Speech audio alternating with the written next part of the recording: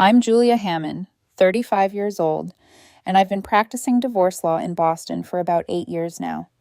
I made partner 2 years ago at a mid-tier firm that doesn't have marble floors or a skyline logo, but we win. My days are a carousel of broken promises, unpaid alimony, and couples who can't agree on who gets the dog.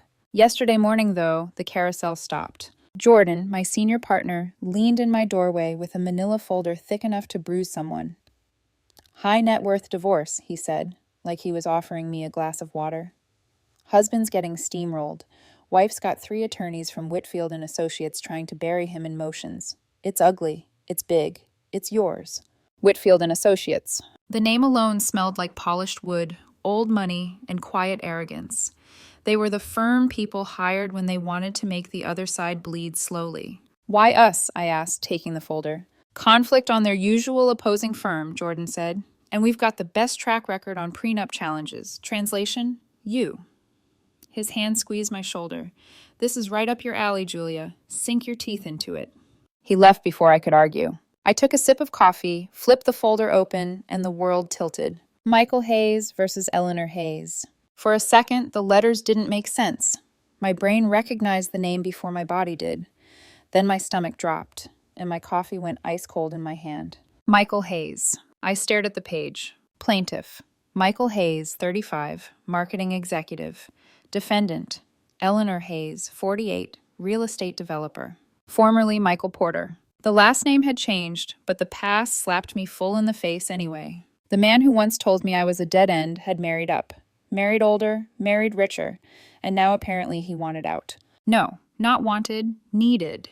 You don't end up in a bloodbath with Whitfield unless something has gone very, very wrong. My thumb traced the edge of the file as memories scraped their way back to the surface. 10 years ago, I was 25 and convinced that hard work was enough to outrun gravity. Second-year law student, drowning in debt, working part-time as a paralegal just to keep the lights on in a cramped apartment that smelled like burnt coffee and printer ink.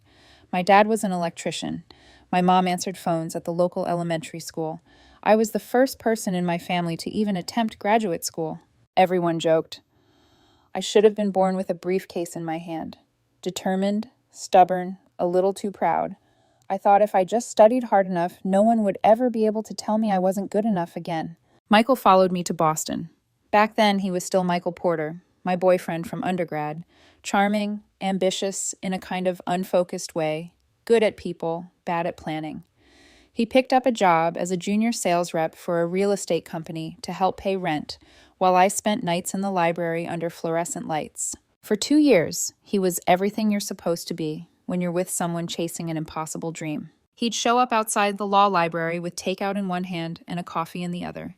He'd quiz me on case law, mispronouncing Latin phrases just to make me laugh. When I'd talk about quitting, about going back home, about how stupid it felt to take on this much debt for a future that wasn't guaranteed, he'd tilt my chin up and say, "Hammond, you're going to annihilate every smug trust fund baby in that courtroom one day. I believe in you." I swallowed that belief like oxygen. Then he met her. Eleanor wasn't just rich. She was the kind of rich that had its own orbit. She was 48, a real estate developer with a downtown penthouse, a beach place in the Hamptons, and a Rolodex of people who didn't need last names. She started using Michael's company to list properties, and then to stage events, and then, somehow, he was helping her with her portfolio. At first, it was little things. He'd come home smelling like perfume I didn't own, waving off my raised eyebrows. "She hugged everyone when we closed the deal, Jules. It's nothing." He'd talk about the restaurants she took him to for networking. Places where the cheapest appetizer cost more than my weekly grocery budget. "Eleanor says real wealth isn't just numbers," he'd say, eyes bright. "It's security, power, walking into any room and knowing you belong there." I was too buried in torts and constitutional law to see that something fundamental had shifted. I chalked it up to envy, to the way my chest tightened when he talked about a world that would never see me as anything but the help. The end came on a Friday night in December. I remember because my breath made little clouds in the air as I walked back from the library, clutching my coat tighter. Finals were days away. My desk was a minefield of highlighters, flashcards, and Red Bull cans. The apartment's radiator clanked like it was dying. I was cross-referencing cases when the front door opened. "Hey," I called without looking up. There's leftover Thai in the fridge if you haven't eaten. Julia, we need to talk. His voice sliced clean through my sentence. I glanced up. Michael was standing there in a tailored navy suit, the kind I knew he couldn't afford on his salary alone. His hair was perfectly styled, not a strand out of place. He looked like he belonged in one of the glossy brochures his company used to sell properties. Polished, distant, staged. My pen froze over my notes. Okay, I said slowly. What's going on? He took a breath, like he was about to give a presentation. I've been thinking about us, he said. About my future, and I can't do this anymore. The words landed like a punch I'd seen coming in slow motion and still couldn't dodge. Do what? I asked, even though I already knew. Wait around hoping you become someone, he said. I felt something inside me go very, very still. You're smart, Julia. No one's denying that. But you have no future I can count on. Years of law school debt. No guarantee you'll even get a job at a decent firm. And even if you do, it'll be years before you make real money. I'm 25. I can't waste my prime years on uncertainty. I stared at him, my case books a fortress between us. What are you saying? My voice sounded foreign in my own ears. He didn't flinch. I'm saying I met someone who can give me the life I deserve. Eleanor already is someone. She has everything. Security, success, connections, a real future. I can't keep pretending this. He gestured vaguely at the apartment, the books, at me. Is enough anymore. Silence crashed down on us. Part of me wanted to beg, to promise him I'd make it work, that I'd win scholarships, that I'd claw my way into a firm so big they'd stop printing his last name wrong on coffee orders. Another part of me, the part that had learned to carry her own backpack in middle school because her parents both worked double shifts, shut down completely. I closed my book carefully, placing my pen on top of it. Okay, I said. He blinked. Okay, that's it? What do you want me to say, Michael? I asked quietly. You made your choice. He looked almost offended, like I'd stolen his big dramatic exit from him. You're not going to fight for us? He demanded. I swallowed, felt the burn all the way down. No, I said. I'm going to study. You should go. You've got a future to secure. Something flickered in his eyes. Shame, anger, maybe both. He grabbed the overnight bag he'd packed without me noticing and walked out, shutting the door behind him with a finality that reverberated in my bones. I sat there, staring at my open casebook, until my vision blurred and the words turned into meaningless ink. When my roommate came home around 3 a.m., she found me in the exact same spot, my notes smeared with the salt of tears I didn't remember shedding. You okay? She whispered. Yeah, I lied. I just need to study. That breakup changed everything. I funneled every ounce of humiliation, rage, and grief into work. My grades jumped from decent to top 5%. I made law review. I networked like my life depended on it, because in a way, it did. I graduated with honors and clawed my way into a good firm. I built my entire life around proving he was wrong, even as I told myself I was doing it for me. And now, a decade later, his name sat in a beige folder on my desk. I forced my fingers to turn the pages. Financial statements. A heavily one-sided prenup. A pattern, at least according to his initial affidavit, of Eleanor controlling every penny, every social interaction, every choice. Isolation. Economic abuse. The whole miserable greatest hits. Julia? I looked up. Danielle, my friend and law partner, leaned against the doorway, holding her own stack of case files. You look like you just saw a ghost, she said. In a way, I did, I murmured, tapping the folder. Jordan just handed me a high net worth divorce. Husband's getting crushed. Wife's team is Whitfield. Her eyebrows shot up. Ouch, who's the husband? I met her eyes. Michael Hayes, I said, formerly Michael Porter. Recognition flared. She'd been there for the aftermath, for the nights of cheap wine and expensive textbooks. Oh, she breathed, then slowly. Well, that's poetic. Is it? I asked. My voice sounded steadier than I felt. Because right now, it just feels like a bad joke. She studied me. You going to recuse? I looked back down at the file, at the dense, unfair prenup, at the little handwritten note clipped to the front with his contact info and the word urgent underlined twice. Every part of my body screamed that this was a test. No, I said finally. I'm going to do my job. Danielle's mouth quirked. You sure? I let out a breath I didn't know I'd been holding. He once told me I had no future, I said. I think it's time I show him exactly what I became. She smiled, dark amusement in her eyes. His consult's scheduled? Tomorrow, 2 p.m., I said, closing the file. You're not going to believe whose life I'm about to save." When she left, I sat alone in my office, the city humming beyond the window. Somewhere out there, the boy who traded me for a penthouse and a promise of security was pacing his own apartment, terrified of losing it all. He thought he was walking into a lawyer's office tomorrow. He had no idea he was walking back into the future he swore I'd never have. The next day, I spent the morning pretending I wasn't counting the hours until 2 p.m. On paper, it was just another client consultation. I'd done hundreds. High-conflict divorces, messy custody battles, people who wanted me to burn their exes to the ground and salt the earth afterward. I knew how to compartmentalize. This was different. I'd read through every page of Michael's file twice the night before. The high-level facts weren't complicated. He'd married Eleanor Hayes, a 48-year-old real estate developer, 10 years ago. She was already wealthy when they met. Multiple properties, a development company, investments in projects that had their own glossy brochures. He'd gone from a junior sales rep to a marketing executive, but all the major assets were in her name. The prenup, well, one-sided was a generous way to put it. If the prenup held, he'd walk away with almost nothing. The red flags blinked at me from the text like hazard lights. Signed 1 week before the wedding. Non-refundable deposits already paid. Independent counsel, who, according to Michael's notes, was a friend of Eleanor's attorney. Strict monthly personal spending allotments. Restrictive clauses about reputational conduct that gave her outsized power over him. Economic abuse, isolation, control. I'd seen it 100 times in one form or another. Money as a leash, not a tool. I checked the time again. 1:52 p.m. "Julia," Danielle's voice floated through my office doorway. "You ready?"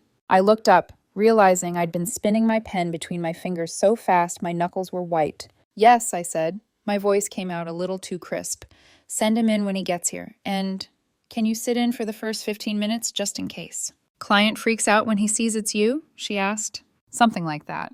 She gave me a look that said, "You sure you're okay?" but didn't push. "Text me when you want me out." When she left, I straightened the notepad on the conference table for the third time, lined up 2 pens, and opened my laptop.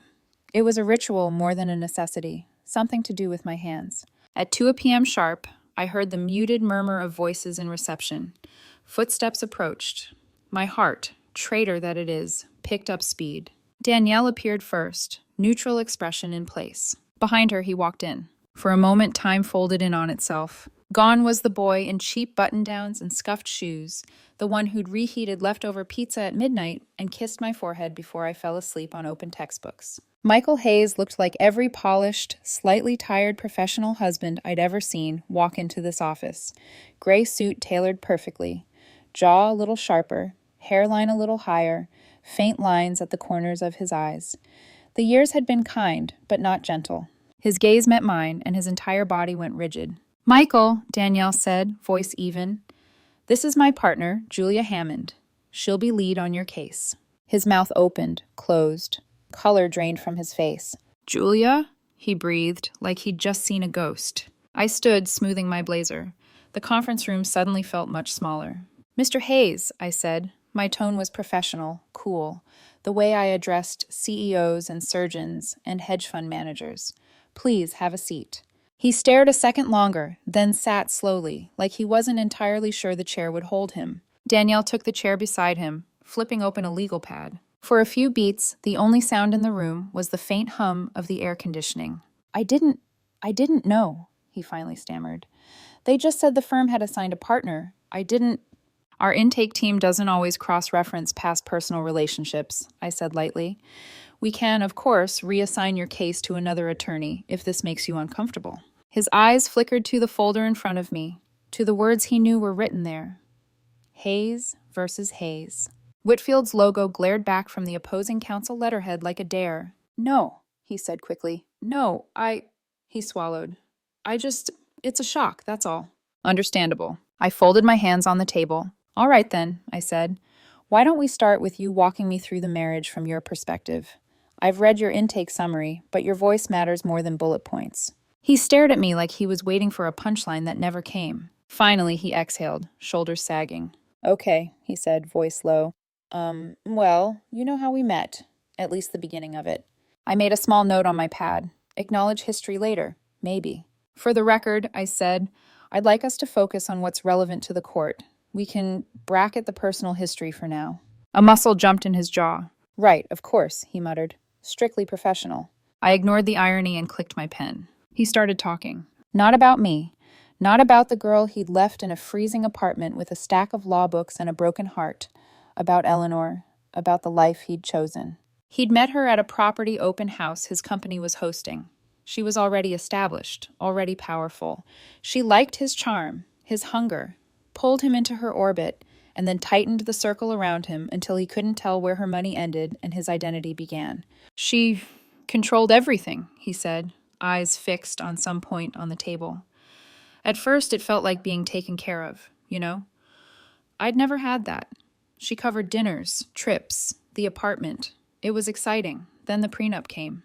I flipped to that section in the file. According to this, it was presented 1 week before the wedding, I said. Deposits already paid. Guests booked. Is that accurate? His laugh was humorless. Yeah, she said it was a formality. That her lawyers insisted? She set up a meeting with this guy she said was excellent independent counsel. The one whose name appears in both your prenup file and on her company's cap table, I said dryly. Yes, I noticed. Danielle's pen skated across her yellow pad like she was sketching out a war map. He spent maybe 15 minutes walking me through 40 pages, Michael continued. Kept saying it was standard, blah, blah, protecting her premarital assets, very normal. Everyone does it. I was so far inside her world by then, I didn't question it. And if you'd refused to sign, I asked? He swallowed. She made it clear the wedding would be called off, he said. $50,000 in deposits down the drain. Her reputation embarrassed. She said if I couldn't sign a piece of paper proving I wasn't after her money, then I didn't really love her. Classic. I wrote duress in big letters on my pad. We went through the rest. The allowances, the financial monitoring, the way Eleanor had tied his professional network to hers so tightly that leaving her meant potentially free falling out of both. Every word he spoke added bricks to a structure I'd already started to see in the documents, a pattern of control dressed up as generosity. When he finished talking, the room felt heavier. Okay, I said quietly. Here's the good news, Mr. Hayes. There are multiple avenues to challenge this prenup.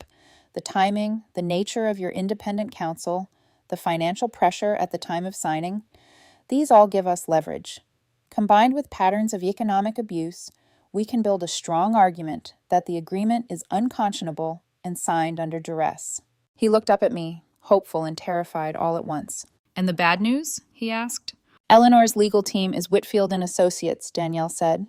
They're not going to roll over. They'll attack your credibility, paint you as an opportunist trying to claw money you didn't earn. She's already been spinning that narrative, he muttered, telling mutual friends I used her, that I was always chasing her bank account. They believe her. They always believe the one with the nicer apartment.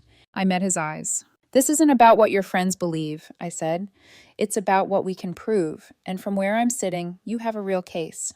Something flickered across his face, relief, then something darker. You're really going to fight this? He asked.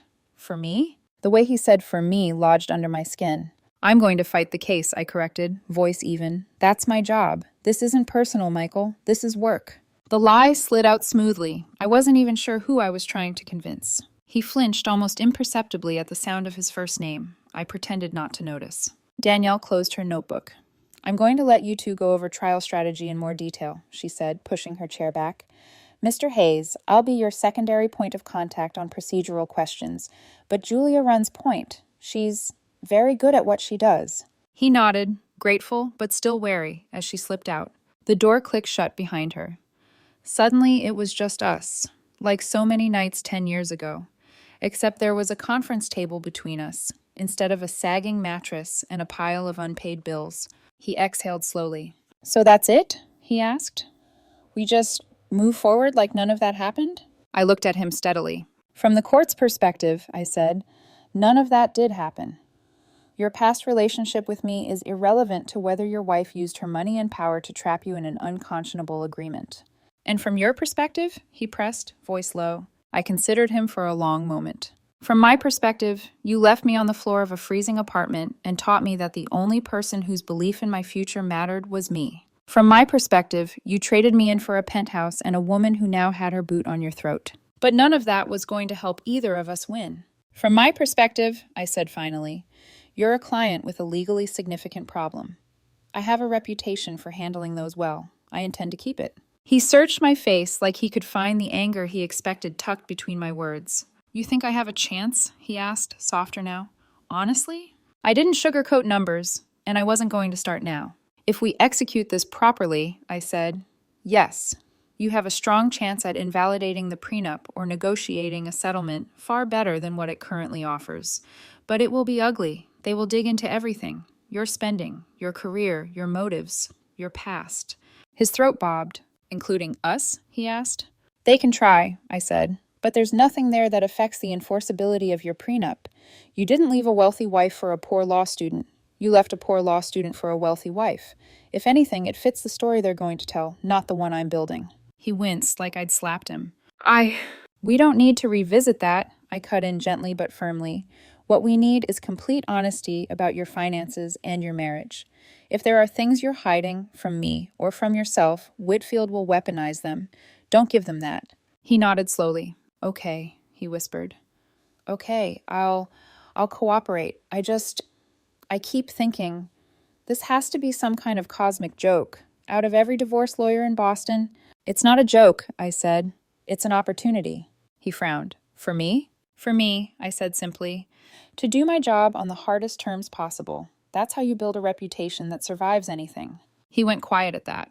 We spent another half hour going over document requests, upcoming deadlines, and the next steps. I kept my tone clinical, my questions precise, my eyes on the file more than on his face. When the meeting finally ended, he stood a little too quickly. Thank you, he said. He hesitated, then added, for not throwing this in my face, for being professional. I didn't answer right away. Make sure you get those financial statements to my office by Friday, I said instead. Whitfield's going to try to bury us in paper. I want to start digging before they even finish shoveling. He nodded, clearly expecting some sharp parting shot that didn't come, then walked out.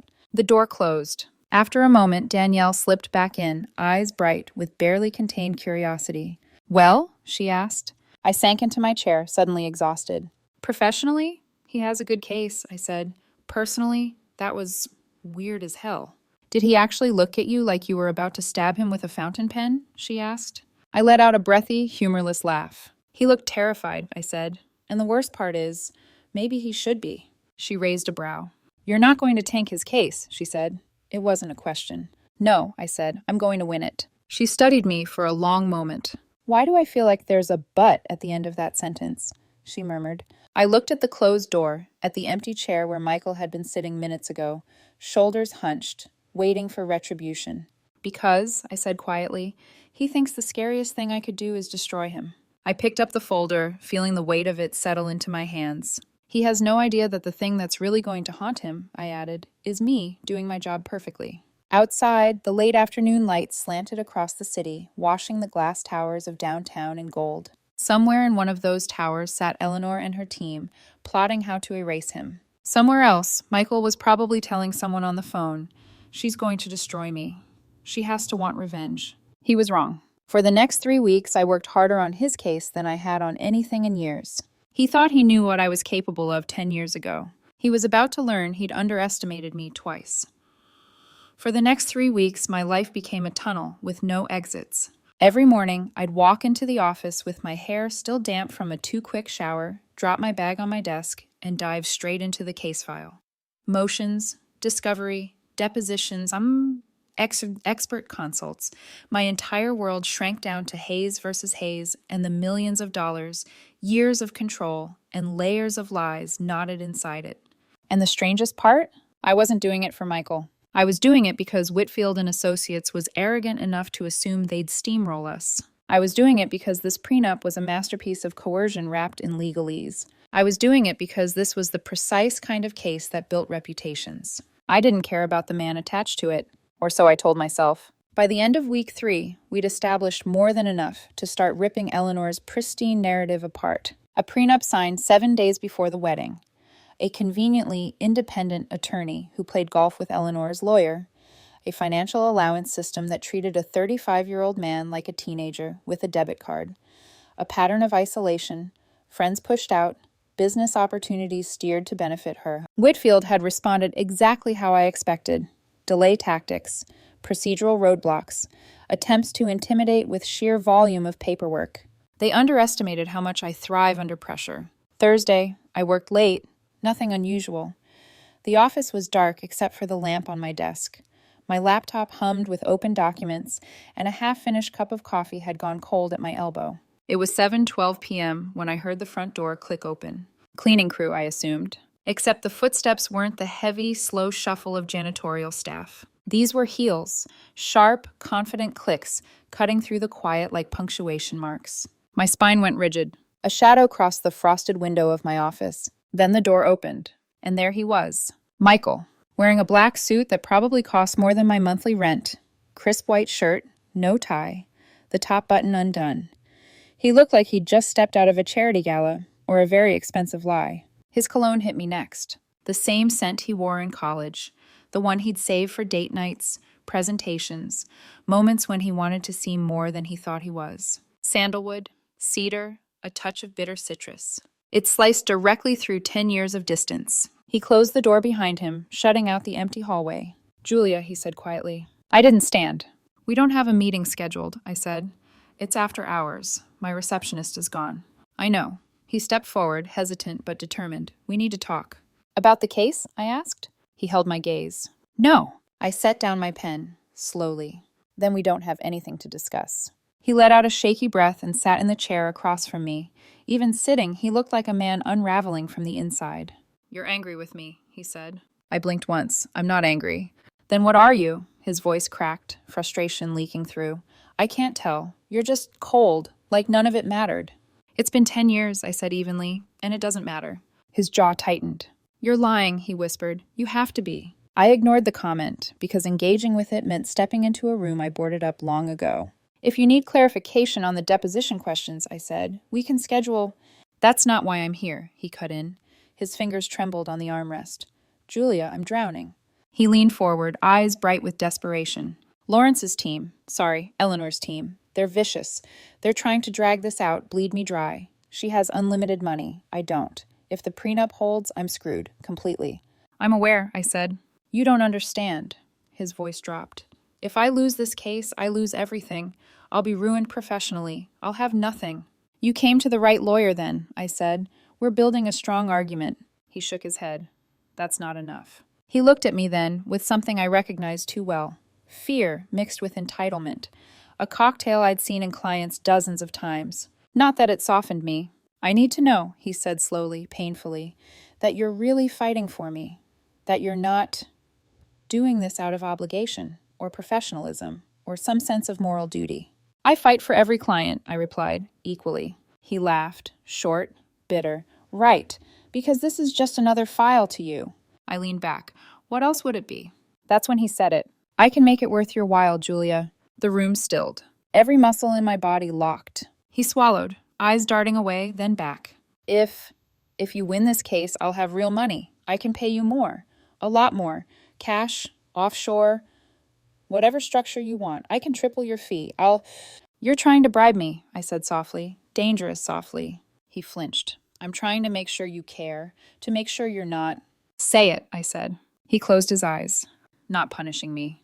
There it was, the truth he'd been choking on. He thought I was sabotaging him. He thought he mattered enough to me that I'd blow up my career to get even. When he opened his eyes again, I could see it clearly. He was terrified of me. Good, but not for the reasons he thought. "Michael," I said, my voice calm in a way that made him tense, "I'm going to pretend this conversation never happened." His eyes snapped up. "I'm going to win your case," I continued, "because the law is on your side, because Whitfield underestimates me, because I am good at my job, not because you're offering me money, and not because of anything else you think you could offer." Silence. Heavy, electric. He looked like I'd hit him.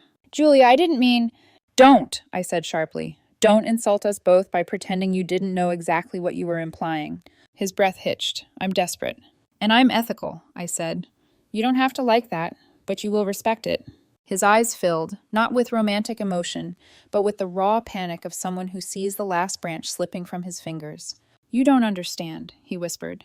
"If I lose this case, I have nothing. No savings, no home that's mine. Eleanor made sure everything was in her name. She'll make sure I never work in her circles again. That is why I'm fighting for you, I said, not because you tried to buy my loyalty. His shoulders shook just once. He looked so small in that moment, so breakable. And I hated it, not because he was suffering, but because part of me still remembered the boy he used to be. And that memory made him harder, not easier, to face. He dragged a hand over his face. I'm sorry, he whispered, for everything, for what I did, for what I said back then, for how I left. My stomach tightened, but I didn't let it show. What you did back then, I said quietly, made me who I am now. Successful, established, ethical, everything you said I'd never be. His face crumpled. So this is it? He asked. You're just going to treat me like any other client?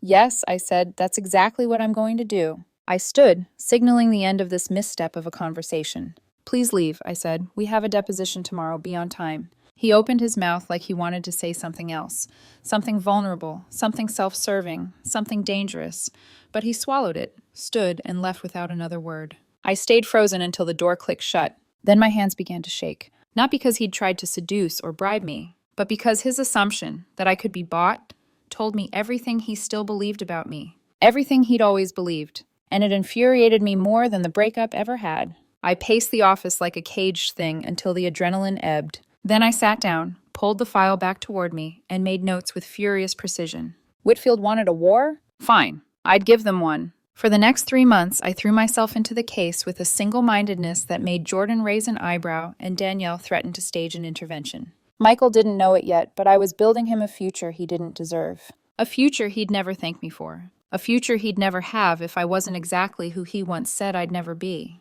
And 2 weeks before trial? Something happened that made everything infinitely more complicated.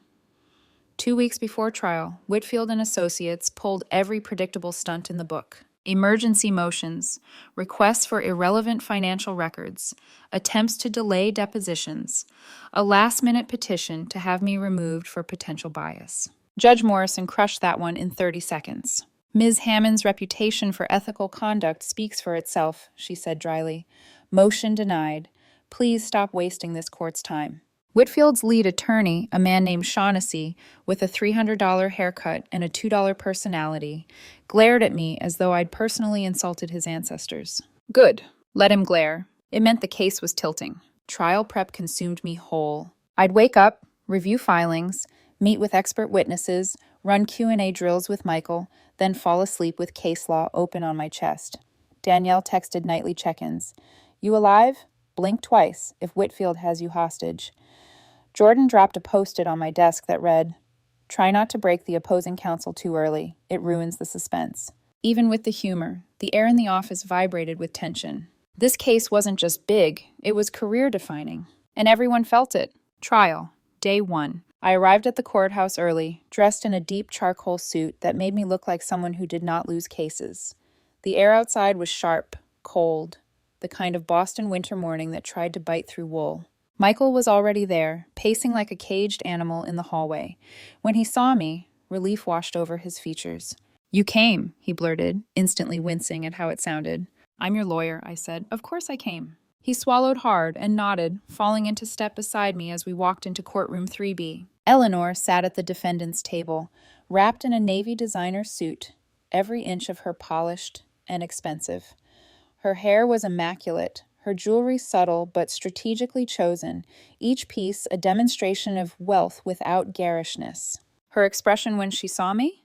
A tight, involuntary flicker of annoyance. She'd expected someone weaker, someone she could intimidate. Too bad. Whitfield's legal team, 3 attorneys, at least 2 paralegals, clustered around her like a protective crown of thorns. My side had me, Danielle, and a junior associate named Hannah who looked like she ran on caffeine and spite. Fair fight. Judge Morrison walked in, the courtroom rose, and the trial began. My opening statement was deliberate, methodical, clinical. I laid out everything: the prenup timeline, the financial power imbalance, the coercion, the pattern of control. But I didn't lean on emotion. I didn't need to. The facts were damning enough. Whitfield's opening was predictably dismissive. Shaughnessy painted Michael as an opportunist who enjoyed the luxuries of marriage and now wanted to rewrite the terms after the fact. He lived off her generosity for years, he said, and only now, with the marriage ending, does he claim victimhood. Typical. Judge Morrison remained expressionless, but I saw her pen still mid-note at certain points, tapping lightly. A tell. She wasn't buying it. Trial, day 2. Michael's testimony. This was the moment that could make or break the case. He sat in the witness chair, flushed with nerves, hands clasped too tightly. Mr. Hayes, I began gently, can you describe your financial arrangements during the marriage? He nodded, voice steadying as he spoke. Eleanor managed everything. I had a monthly allowance. If I went over it, even by $20, she'd punish me. Punish how? Silent treatment, lectures, canceling plans. Sometimes she'd have her assistant reduce my next month's allowance.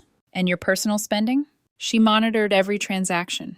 If I bought a birthday gift for my sister that she thought was excessive, she'd confront me. Once she froze my card because I bought lunch for a coworker. Did you ever feel financially independent? He laughed, hollow. I lived in a penthouse that wasn't mine, drove a car that wasn't mine, went on trips I didn't control. It all looked glamorous, but everything was hers. I was just there. The room went still. Shaughnessy's cross-examination tried to rattle him, but Michael held steady. You enjoyed luxury vacations, correct? Yes. Expensive restaurants? Yes. Designer clothes? On occasion. And you expect this jury to believe you were suffering? Shaughnessy sneered. Michael looked him dead in the eye. Luxury isn't freedom, he said softly. I had no autonomy, no access to our accounts, no say in our business decisions. Eleanor owned everything, including me. That landed. Hard. Even the jurors shifted. Trial.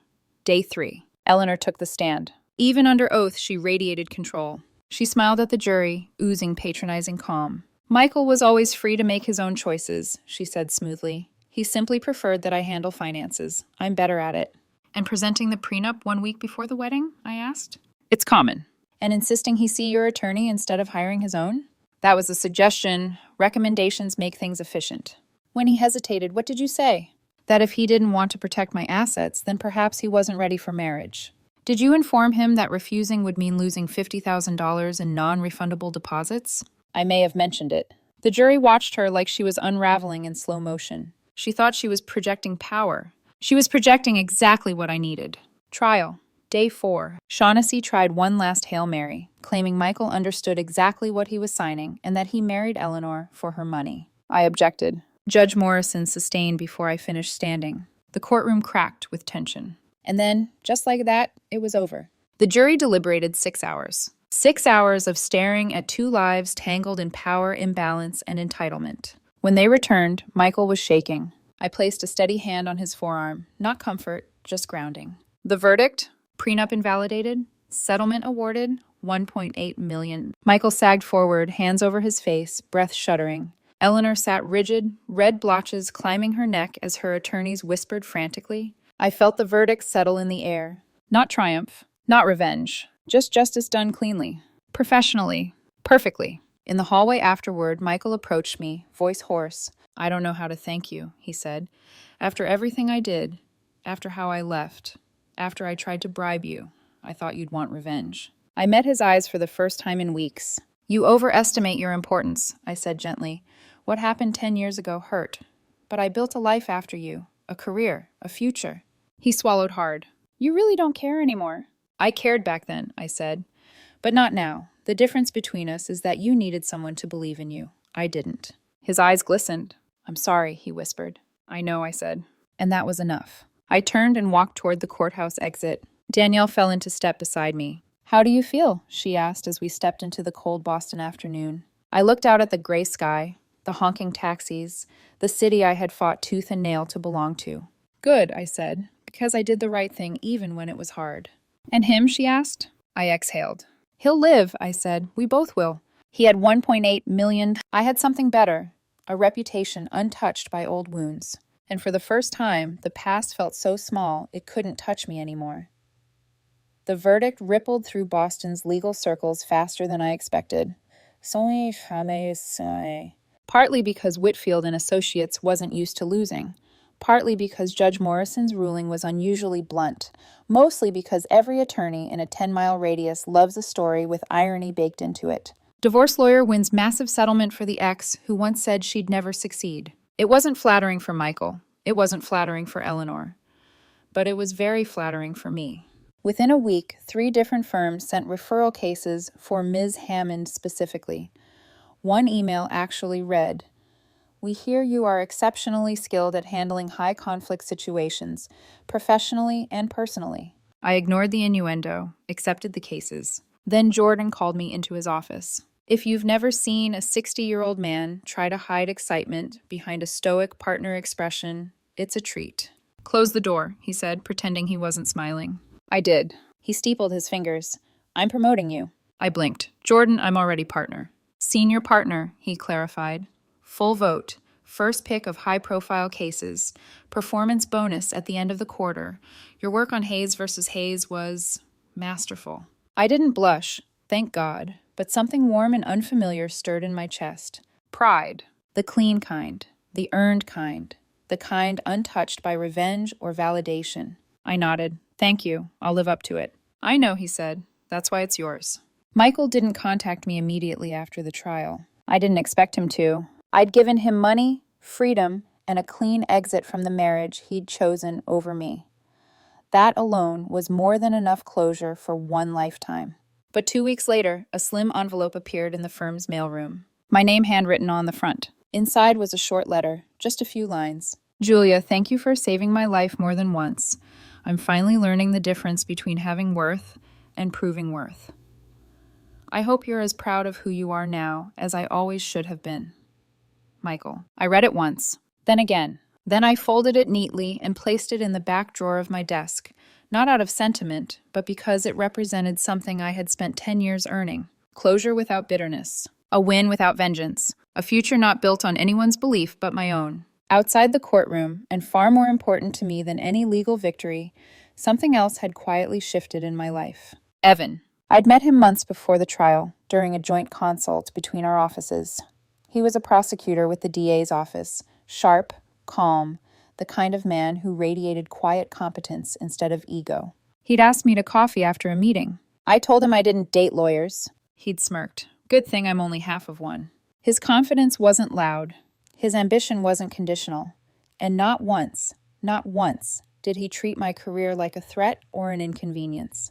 When I told him the Michael saga, he didn't flinch. "So, let me get this straight," he'd said, amused. "Your ex-boyfriend tried to bribe you into winning his case?" "Yes," he snorted. "That is the dumbest legal strategy I've ever heard." I'd laughed, actually laughed, until my stomach hurt. Evan didn't see me as a gamble, or a liability, or a ladder rung to something shinier. He saw me as someone who had already built something solid, and that was a kind of safety I hadn't realized I'd been craving. We weren't living together yet, but we'd begun circling the idea. Shared grocery runs, overlapping schedules, nights when one toothbrush quietly became 2. It felt natural, effortless, nothing like the sharp, hungry ache I'd once called love. The Victory Tap, my favorite hole-in-the-wall bar, became something like a second courtroom after the trial. Danielle and I walked in one Friday night, and the bartender grinned. "Ah, the ethics table is back," he said, pointing at our usual spot. "The what?" I asked. "You know," he shrugged. "Your table. The one where the lawyer who won her ex-boyfriend's divorce case sits. Got a nice ring to it." Danielle cackled. I groaned. "Absolutely not. If he puts up a plaque, I'm finding a new bar." "Too late," he said. "We're designing one." I dropped my face into my hands while Danielle recorded the moment on her phone. "Don't you dare send that to Evan," I warned. "Oh, I'm absolutely sending it to Evan," she said. My life felt full. Messy in places, exhausting in others, but full. I'd worked 60-hour weeks for years. I'd earned every inch of ground I stood on. And for the first time, every part of my past felt small, manageable, contained. One evening, I left the office late and stepped into the crisp night air. Boston stretched out before me, glittering with thousands of tiny windows full of thousands of tiny lives. Behind me was a decade-old wound that no longer throbbed. Ahead of me was a future I'd built with stubbornness, grit, discipline, and a touch of defiance. Michael made his choice 10 years ago, based on who he thought I was. I built my life based on who I knew I could become. In the end, we both got exactly what we deserved. And as I walked toward the soft glow of the bar where Evan was saving me a seat, I realized something. I didn't need anyone to believe in my future. Not anymore. I was already living it.